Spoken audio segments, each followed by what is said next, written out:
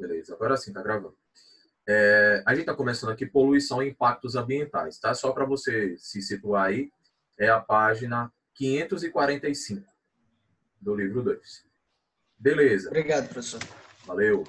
Então, como eu estava falando, esse assunto não é uma coisa muito além do que a gente já imagina pela discussão em outros assuntos, né, sobre poluição, né, sobre a importância de preservar o meio, a nossa responsabilidade em relação à natureza, tal, todo esse aspecto. Inclusive, é um dos assuntos mais cobrados entre as questões do Enem. Ecologia sempre está muito presente nas provas de Enem, tá?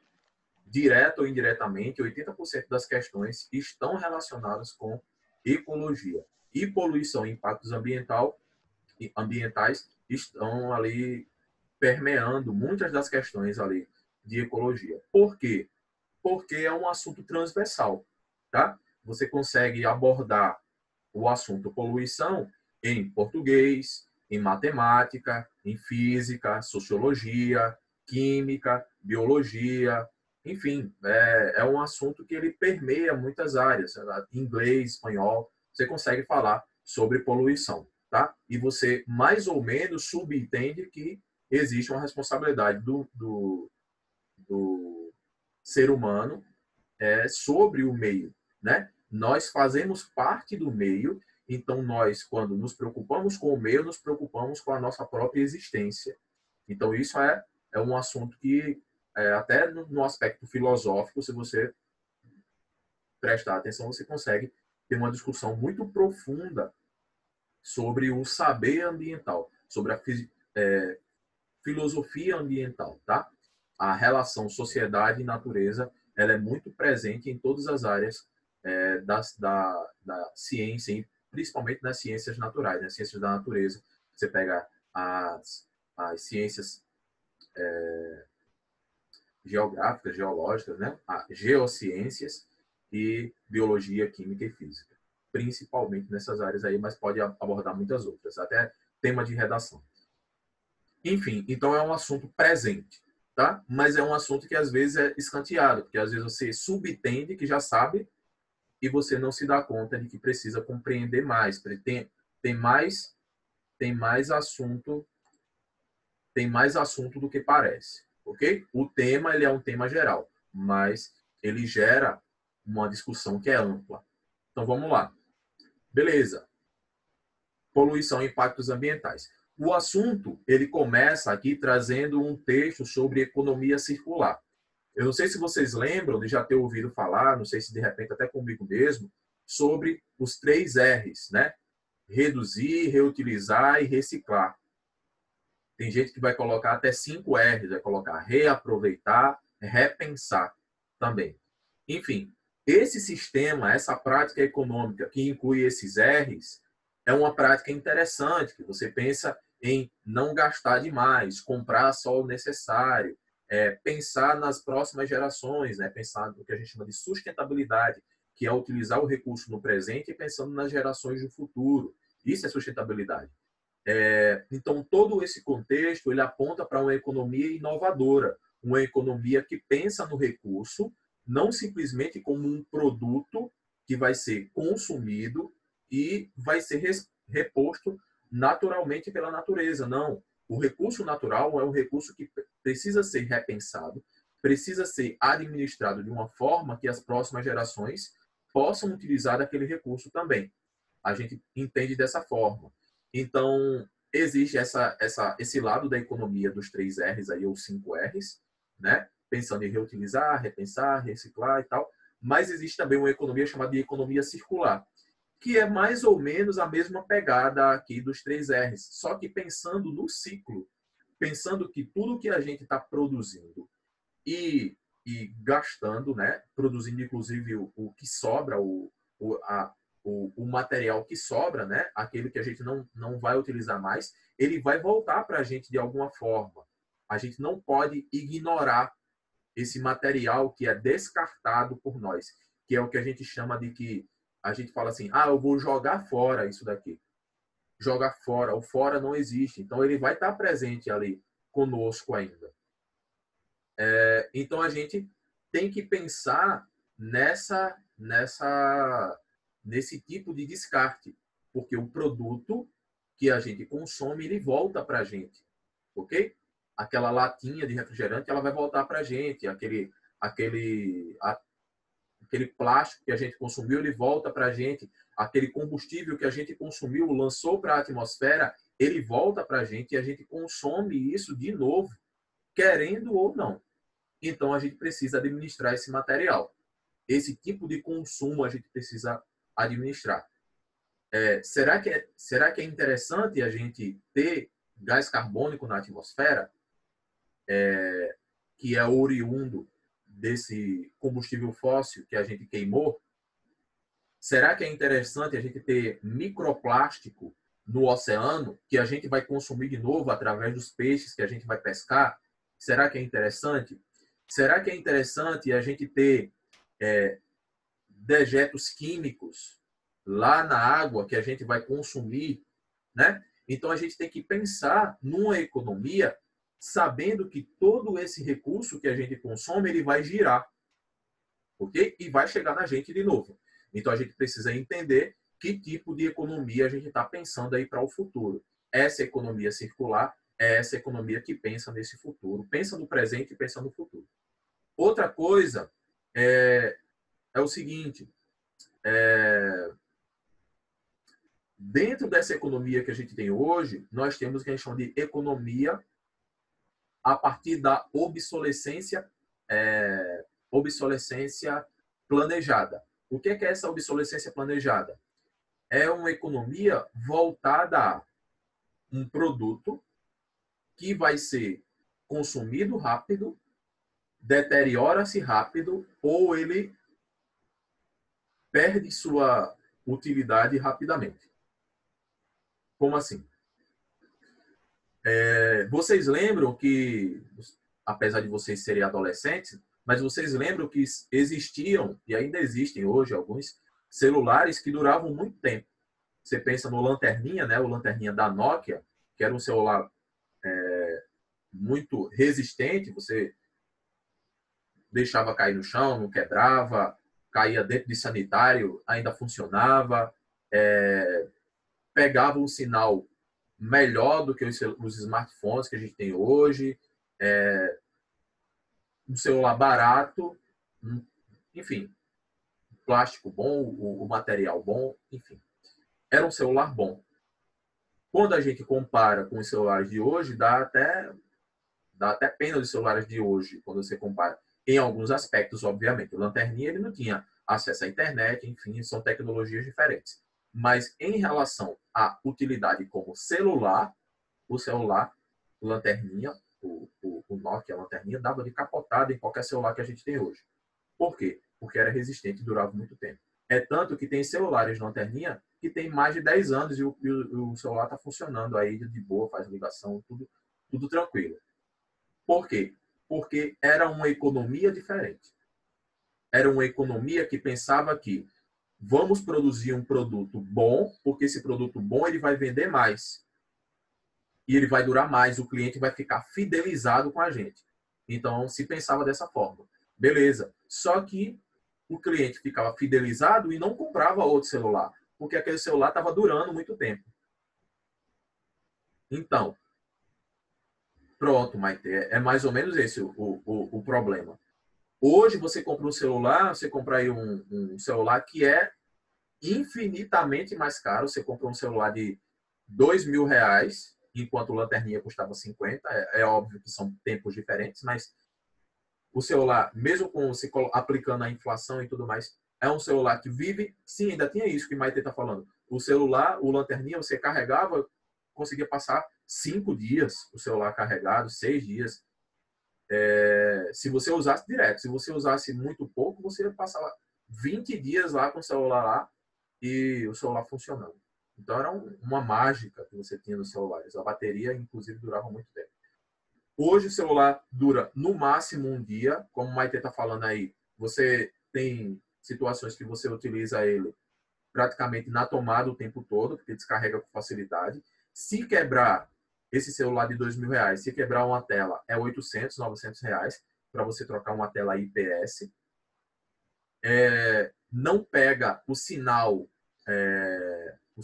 da rede, né? O sinal da operadora tão fácil como a gente tinha nos celulares antigamente. É um celular que lançou, por exemplo, lançou agora o iPhone 10. No mesmo ano lança o iPhone 11, ou seja, o celular já fica ultrapassado com menos de um ano. Então a gente chama isso de obsolescência planejada, que significa o quê? A indústria, ela produz um aparelho que ele fica obsoleto, ou seja, fica ultrapassado muito rapidamente, que é para quê? Para que você compre outro. Ok? Isso é um tipo de economia que não pensa no futuro.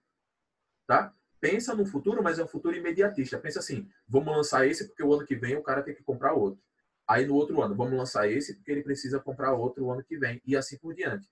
É voltado simplesmente ao consumismo. Só que você está descartando esse material. Está descartando o material que você tá deixando de lado. E esse material ele vai para o lixo. E nesse lixo ele encontra problemas. A gente tem problema em relação ao lítio, que é lançado para o meio, ao plástico, a mercúrio, cobre, né, outros metais, enfim, que está sendo lançado para o meio. E isso acaba concentrando no ambiente uma quantidade grande de poluentes. E isso é prejuízo para a gente. Tá? Pode ser até que determinadas indústrias estejam ganhando com aquilo, mas é ganhando a curto prazo. A longo prazo, a gente vai sofrer com isso. Se você observar, eu vou colocar aqui no bate-papo, como é que é o nome?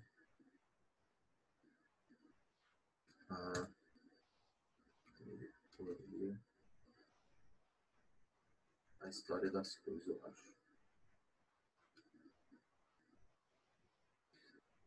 Achei. The Story of Stuff.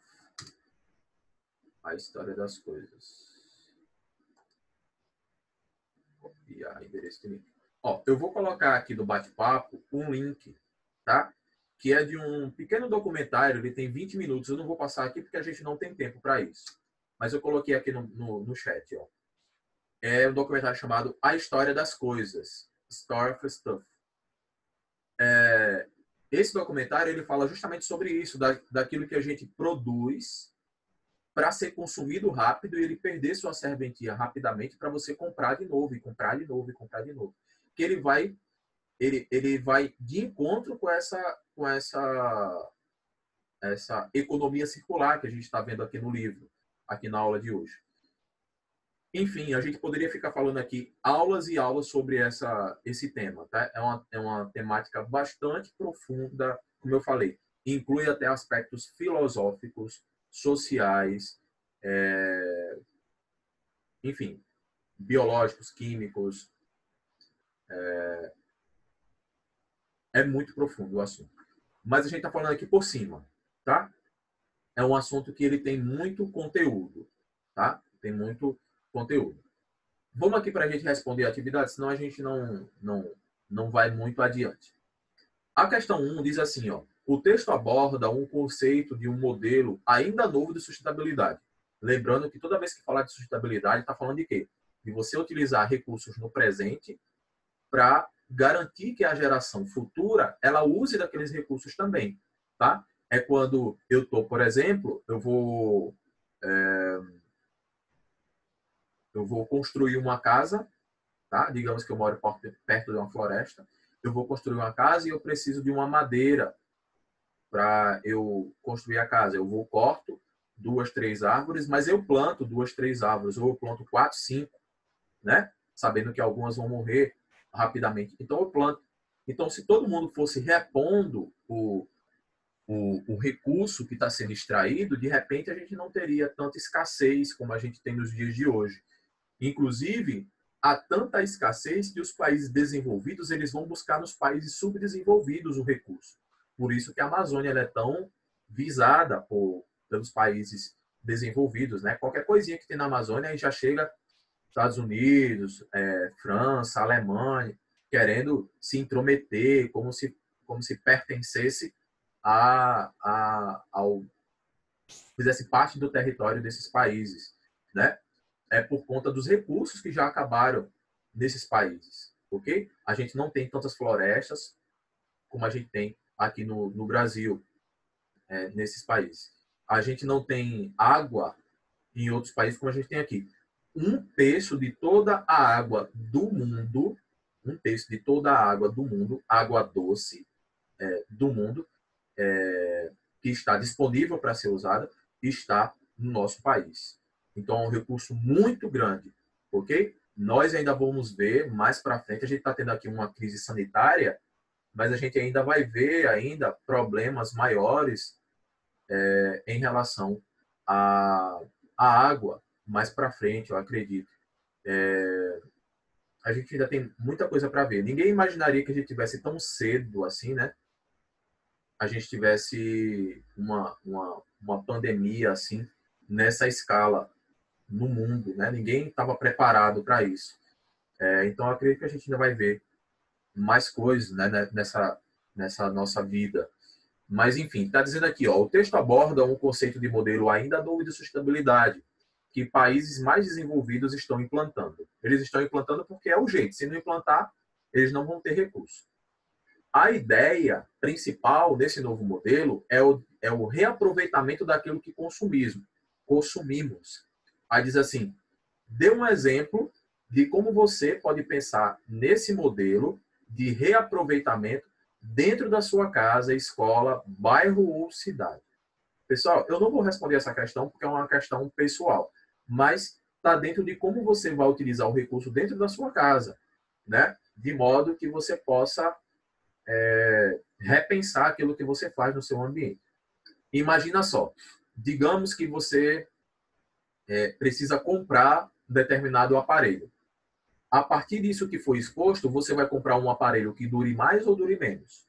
Compra um que dura mais, cara. Por quê? Porque quando você compra o que dura mais, você economiza, porque você vai estar tendo um recurso, aliás, tendo um produto que vai durar mais tempo, então você não vai gastar, pelo menos dentro de 2, 3 anos com o celular, vamos dizer um exemplo para o celular, você economiza, você impede que o material que foi utilizado para fabricar aquele celular ele seja extraído da natureza de novo, né?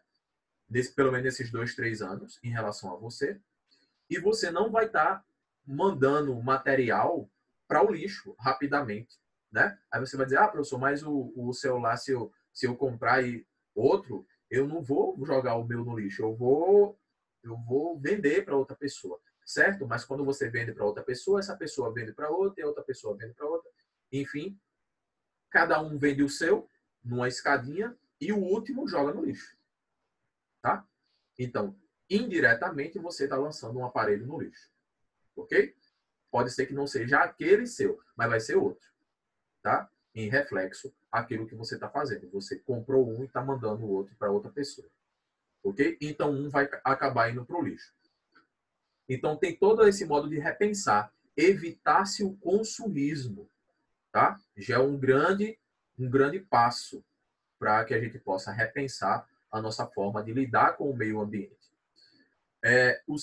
A segunda questão diz assim, discuta com seu professor e colegas como vocês acham que as relações de consumo, o que a gente está falando aqui, podem afetar a geração de resíduos e, consequentemente, a poluição ambiental. Vê só, quanto mais a gente consome, quanto mais a gente tem um espaço curto de tempo entre a compra e o descarte, se for muito curto, compra e descarte, alguma coisa está errada, tá? Se você comprou, professor, eu comprei um celular, o meu último celular só durou, sei lá, 10 meses, tive que comprar outro. Quebrou a tela, pifou lá, a bateria não estava funcionando. Se for trocar a tela e a bateria junto, dava o preço de um celular novo, um celular, pelo menos do meu, mais usado. Então, eu tive que comprar outro. então alguma coisa está errada. Recomendo que você mude de empresa. Ah, eu só uso o iPhone. Ah, mas o meu iPhone quebra o cabo direto. Eu tenho que comprar direto o cabo. Imagina o prejuízo. Não parou para pensar ainda o prejuízo que isso causa? Muda, cara. Vai para outra empresa. Ah, professor, o meu celular, a bateria não dura nada. Só tenho que usar ele ligado. Cara, muda. Nós que vamos fazer, somos nós que mandamos. Não é a gente que tem que estar refém da empresa, da indústria. A indústria que tem que estar refém da gente, tá? O meu último celular, geralmente eu fico revezando com a minha esposa, mas o meu último celular, ele já estava aí indo para 1 ano e o outro já estava com mais de 4 anos. Daí eu comprei outro, passei o meu para minha esposa. E a gente vai ficar aí pelo menos uns 2 ou 3 anos aí com o celular sem mudar, tá? A gente tenta fazer isso. Compra um celular que a gente sabe que vai durar muito tempo, que ele não vai se desgastar rápido, que ele não vai gerar muitos danos para a gente. E que cumpra com as suas... com o que ele diz oferecer, né? Uma tela boa, que tenha bom acesso à internet, que tenha uma bateria boa, enfim, eu posso utilizar todos os meus aplicativos de forma satisfatória, que seja num preço bom e que eu não vá trocar de celular rápido, tá? Meu computador, esse que eu estou usando aqui com vocês, ele tem mais de 10 anos. Mais de 10 anos, muito mais, ele deve ter já perto de 12 anos aí. E eu troco peças, ok? Troco peças. E é um celular, um computador, que eu já falei isso em outra turma, ele é quase um gamer, tá?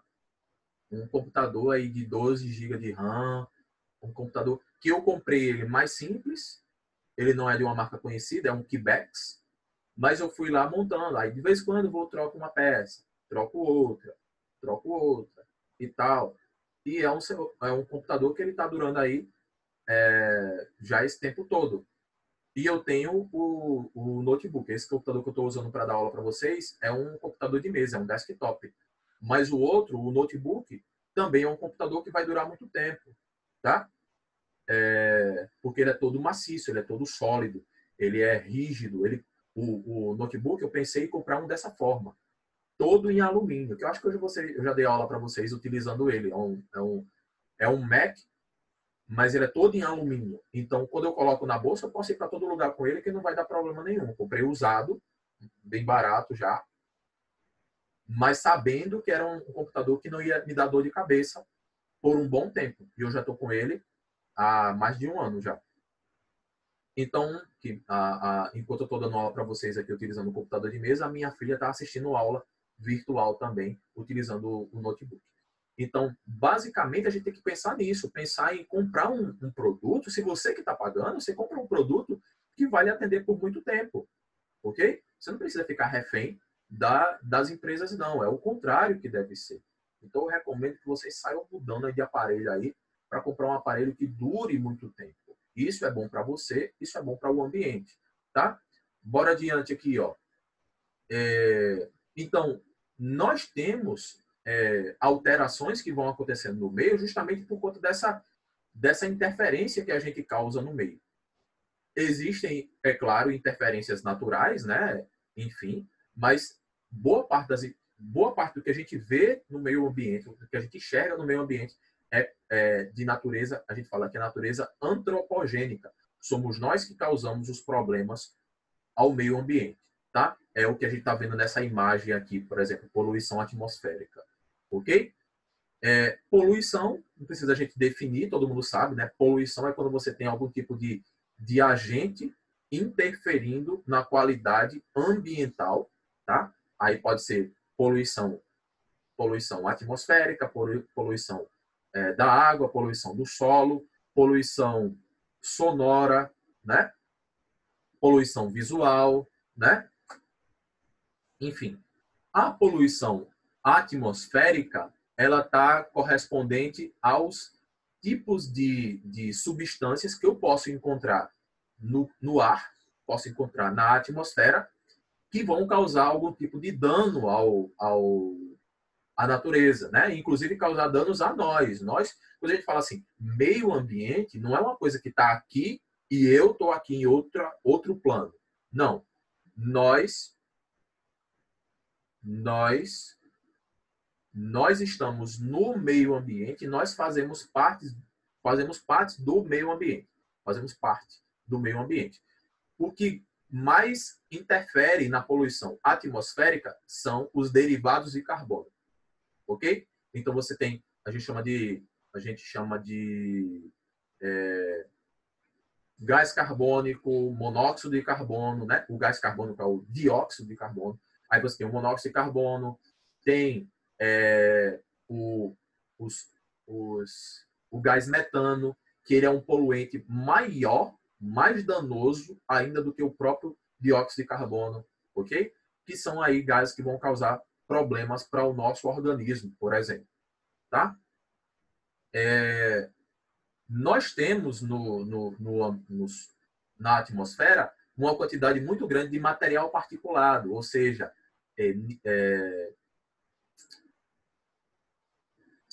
cinzas, poeira, material que, na maioria das vezes, eles são o resultado, o produto da queima de combustíveis fósseis que estão aí no meio ambiente. Aí você pensa, professor, esse negócio de queima de combustível fóssil, eu vejo desde que eu sou pequenininho, eu escuto falar desse negócio. Ó, queima de combustível fóssil, ele causa problema. E por que o pessoal não mudou até hoje?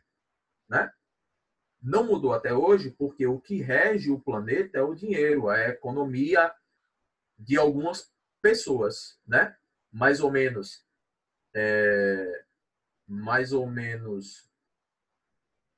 de 1 a 3% da população do mundo, ela detém mais de 50% de toda a riqueza do mundo. Então, a gente tem muito dinheiro na mão de muito pouca gente. Isso é um problema. E isso faz com que, por exemplo, as pessoas que sejam donas das jazidas de petróleo no mundo, elas ditem as regras, né?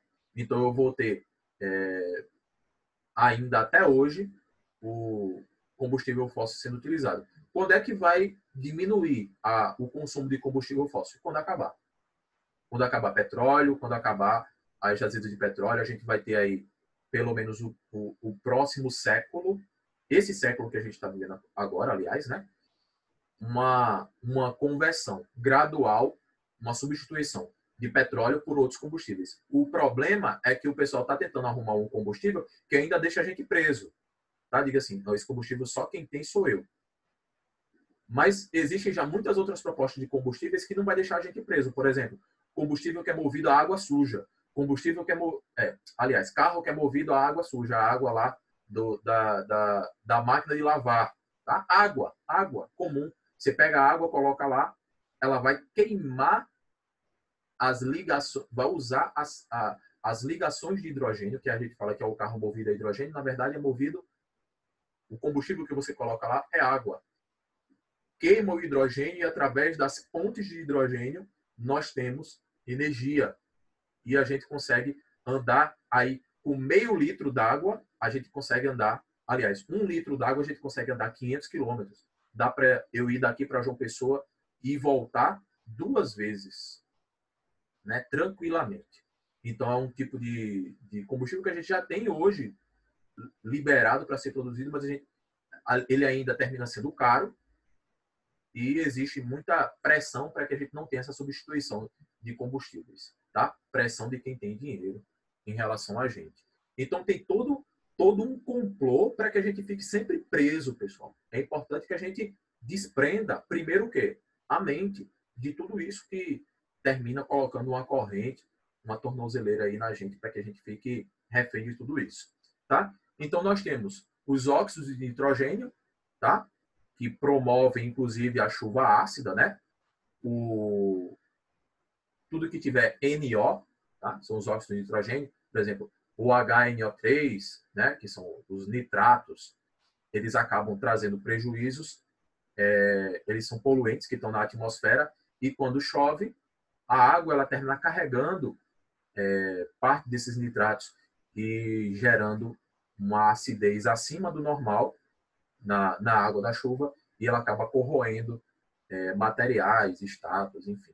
A gente tem o dióxido de enxofre, né, que é o H2SO4.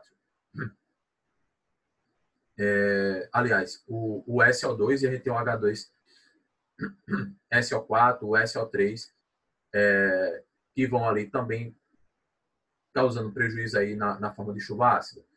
O monóxido de carbono, que é um dos mais conhecidos, que é aquele material que é eliminado, inclusive, pelos escapes de carro. Pessoas que fumam liberam monóxido de carbono e ele causa um prejuízo grande porque ele se liga à hemoglobina no meu sangue e ele impede que eu transporte oxigênio pela hemácia.